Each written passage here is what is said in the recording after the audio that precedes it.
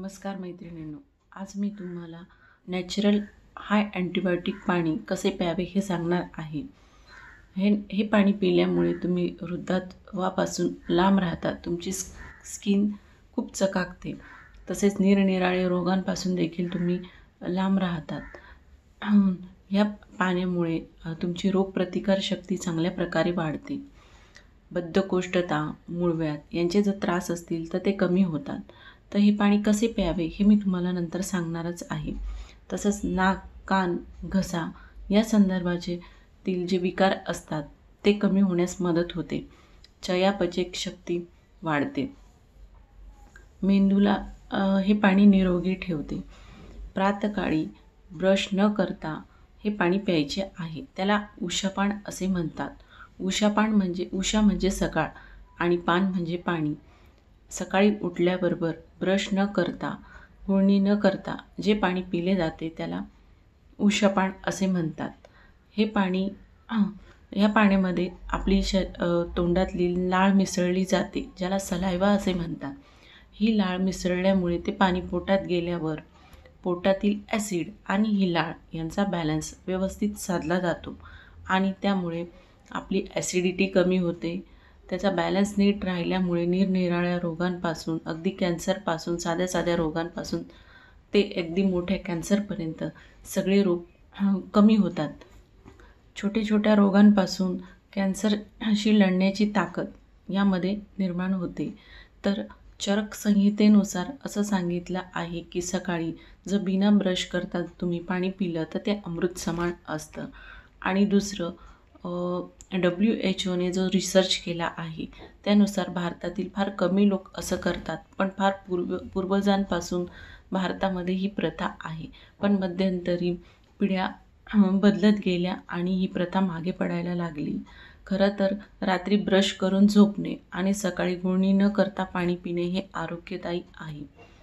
आपण 7 ते 8 तास झोपतो. या झोपेमध्ये आपल्या शरीरातील लाळ ही तयारच होत असते आणि ती तोंडात साठवली जाते. मग ही साठवलेली लाळ जर आपण उठल्याबरोबर पाणी पिले तर त्या पाण्यामध्ये मिक्स होते आणि ती पोटामध्ये जाते. 7-8 तास झोपल्यानंतर पोटात पण ॲसिड तयार झालेले असते. आणि ह्या लाळेमध्ये अल्कलाईन असते. हे अल्कलाईन आणि पोटातील ॲसिड यांचा बॅलन्स साधला जातो आणि त्यामुळे आपली रोगप्रतिकारक शक्ती वाढते. तर आपल्या पोटातील ॲसिडचा pH बॅलन्स आहे 1.5 ते 3.5 आणि लाळेचा म्हणजे अल्कलाईनचा pH बॅलन्स आहे 6.2 ते 7.2. लाळेला सलायवा असे देखील म्हणतात.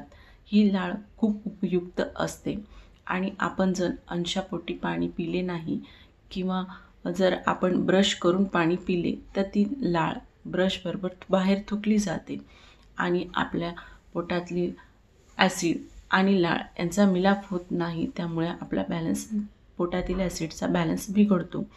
म्हणून उठल्याबरोबर उषापान करावे.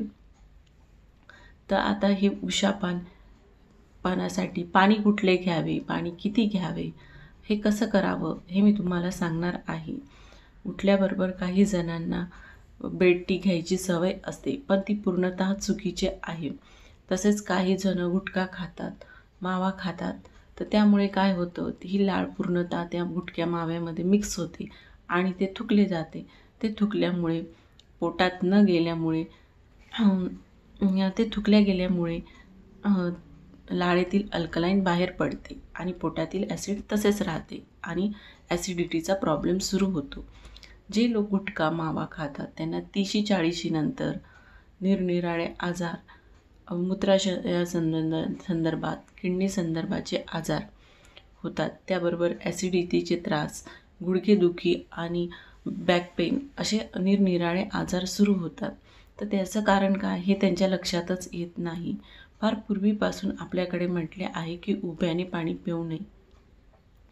तर उभं राहून पाणी पिल्यामुळे काय होतं की पृथ्वीची गुरुत्वाकर्षण शक्तीमुळे आपले पाणी सरळ पोटामध्ये जाते. त्यात व्यवस्थित लाळ मिसळली जात नाही आणि त्यामुळे त्याची ॲसिडिक लेवल तेवढीच राहते.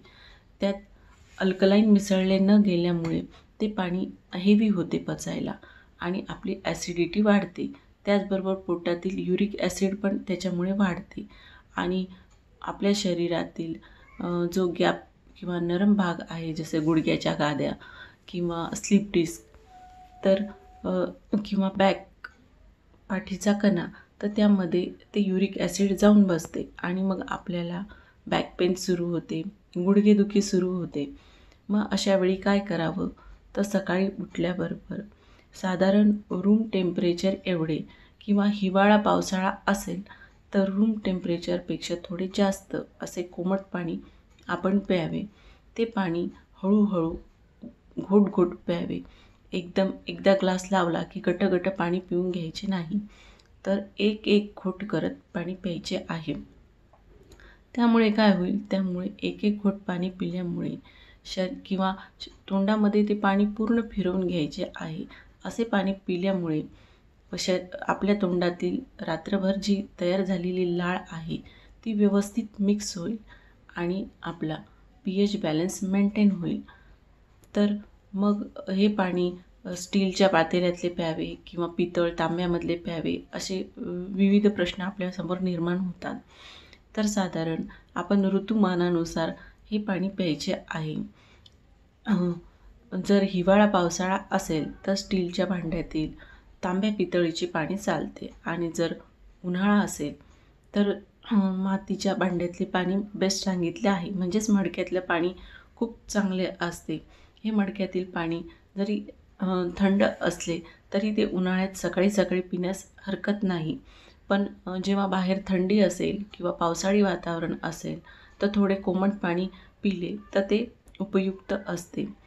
तर ह्या पाणी पिल्यामुळे आपल्या शरीरात प्रतिकारशक्ती वाढते. अँटीबायोटिक पाणी हे तयार होते, त्यामुळे आपले रोगांपासून संरक्षण होते. तर आता हे पाणी किती प्यावे, तर खूप एक दिवस 4-5 ग्लास पाणी पिऊन पोट एकदम भरून घेऊन असे हे पाणी पिले जात नाही. कारण एका वेळी 5 ते 6 ग्लास पाणी आपण पिऊ शकत नाही. एक तर त्यामुळे उलटी होते आणि दुसऱ्या दिवशी आपण ते करू शकणार नाही. म्हणून अगदी पहिल्यापासून सुरुवात करताना अर्धा ग्लासपासून सुरुवात करून हळूहळू त्याची क्षमता वाढवून 2 ग्लास किंवा 2.5 ग्लासपर्यंत आपण हे पाणी पिऊ शकतो.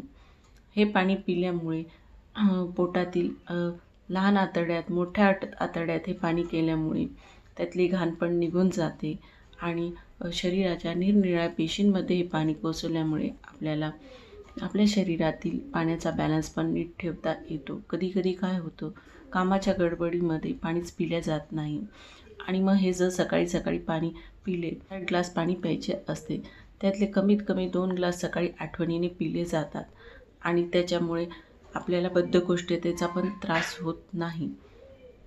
तर हे असे बुशापान करून तुम्ही तुमच्या घरातील लहान मुलांना, मोठ्यांना, सगळ्यांना याची सवय लावा, ज्यामुळे आपल्या बॉडीत नॅचरल पद्धतीने हाय अँटीबायोटिक तयार होईल आणि आपल्याला जास्त दवाखान्याची गरज लागणार नाही किंवा छोटे मोठे आजारांपासून आपले संरक्षण होईल.